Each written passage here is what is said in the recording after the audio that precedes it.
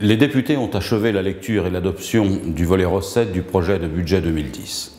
Avant d'aborder les dépenses, il me semble important de revenir avec vous sur ces recettes, sur la logique dogmatique, la pensée unique qui anime le président Sarkozy, sa ministre, Madame Lagarde, ainsi que l'ensemble de son gouvernement. Depuis des années, la logique poursuivie est la même. Il s'agit de transférer la charge des dépenses publiques vers les ménages. Ainsi, on a vu plafonner les impôts les plus riches via le bouclier fiscal, reconduit d'ailleurs cette année. On a vu se multiplier les niches fiscales pour atteindre un montant de 75 milliards d'euros, alors que les mesures annoncées sur ce sujet n'ont permis que de récupérer 22 millions, soit 0,03%. Dans le même temps, tout en affirmant baisser les impôts, le gouvernement a créé 23 nouvelles taxes en 2 ans.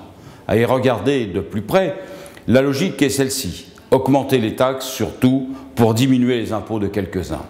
Cette année, le forfait hospitalier et la redevance télé seront augmentés et la taxe carbone, injuste socialement et inefficace écologiquement, a été instituée. Ils ont voté aussi la hausse des tarifs de la SNCF et prévu la taxation des indemnités journalières des accidentés du travail. Par ailleurs, l'une des mesures emblématiques de cette élaboration budgétaire est la suppression de la taxe professionnelle, source pourtant essentielle des revenus des collectivités locales.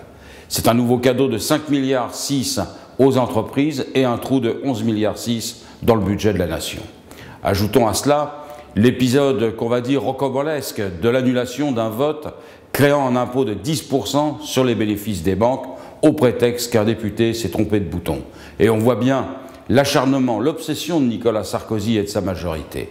Majorité qui grogne, mais qui se plie aux moindres injonctions de l'Élysée. On verra d'ailleurs ce qu'il en sera de la protestation émise par 24 sénateurs sous la houlette de l'ancien Premier ministre Jean-Pierre Raffarin. Pour le moment, et à l'issue de la première partie du débat budgétaire, c'est le peuple qui devra se serrer la ceinture, qui verra augmenter les prélèvements indirects à coups de taxes, avec un déficit qui certainement s'élèvera à 140 milliards d'euros.